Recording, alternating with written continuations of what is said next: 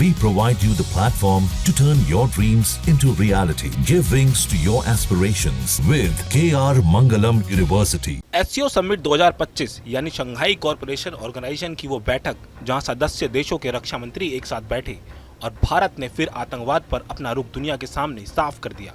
रक्षा मंत्री राजनाथ सिंह ने कहा, जो देश आतंकवाद को पनाह देते हैं, उसे अपने फायदे के लिए इस्तेमाल करते हैं, उन्हें इसका अंजाम भुगतना होगा और SCO जैसे मंच को ऐसे देशों की आलोचना करने से कोई संकोच नहीं करना चाहिए। अब भले ही उन्होंने पाकिस्तान और चीन का नाम न लिया हो, लेकिन बातें बिल्कुल उन्हीं के लिए कही थी, क्योंकि भारत में हाल ही में हुआ पहलगाम आतंकी हमला जिसमें लश्कर-ए-तैयबा का नाम सामने आया था, उसका जिक्र भी उन्होंने खुलकर किया। राजनाथ सिंह ने कहा कि पहलगाम हमला लश्कर के पहले के हमलों के जैसा ही है। फिर उन्होंने बताया कि भारत ने 7 मई 2025 को उस हमले का सीधा जवाब दिया। ऑपरेशन सिंदूर के जरिए यानी सीमा पार जाकर दुश्मन के आतंकी अड्डों को तबाह किया गया। पाकिस्तान के कब्जे वाले कश्मीर में चल रहे कैंप्स पर सीधे वार किया गया और यही था वो बयान जो SCO समिट में बैठे चीन और पाकिस्तान के प्रतिनिधि मंडल को सीधा संदेश दे गया। रक्षा मंत्री ने दो टूक कहा कि भारत की आतंकवाद के खिलाफ जीरो टॉलरेंस की नीति है। हमने ये साबित किया है कि अब आतंक के अड्डे सुरक्षित नहीं हैं। भारत अपने अधिकार का इस्तेमाल करते हुए जरूरत पड़ी तो घुसकर मारेगा और ऐसा किया भी है। उन्होंने यह भी कहा कि कुछ देश आतंकवाद को नीति का हिस्सा मानते हैं। ये देश न सिर्फ आतंकवाद को बढ़ावा देते हैं, बल्कि उन्हें अपने देश में पनाह भी देते हैं। ऐसे दोहरे रवैये को अब और बर्दाश्त नहीं किया जा सकता।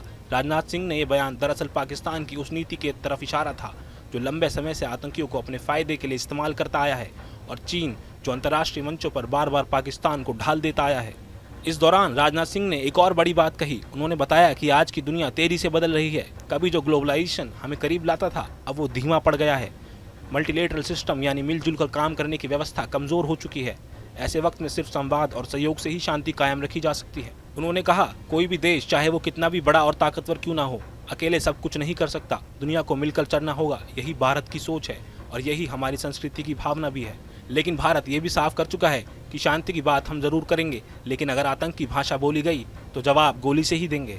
चीन की जमीन पर खड़े होकर रक्षा मंत्री राजनाथ सिंह ने आतंकवाद के खिलाफ जो आवाज उठाई है, वो सिर्फ शब्द नहीं थे, वो भारत की नई नीति का ऐलान भी था कि भारत की जमीन पर अगर कोई आतंकी हमला हुआ तो उसे भारत पर सीधे हमले की तरह देखा जाएगा और उसी भाषा में उसका मुंह तोड़ जवाब दिया जाएगा। और अब कोई भी आतंकी ठिकाना भारत की पहुंच से दूर नहीं है। इसलिए अब कोई भी दुश्मन भारत की चुप्पी को उसकी कमजोरी ना समझे।